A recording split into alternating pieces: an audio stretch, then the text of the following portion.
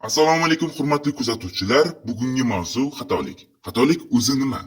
Xatolik ikki turga bo'linadi. Birinchi tur, ko'p insonlar xatolik qilmasdan ish qilishadi. Ikkinchi tur esa eng katta xatolik bu xatolardan qochishga urinib yashaydi. Xato qilsangiz yanada rivojlanib o'sasiz. Tasavvur qiling, siz imtihonga 3 kun vaqt qolgan.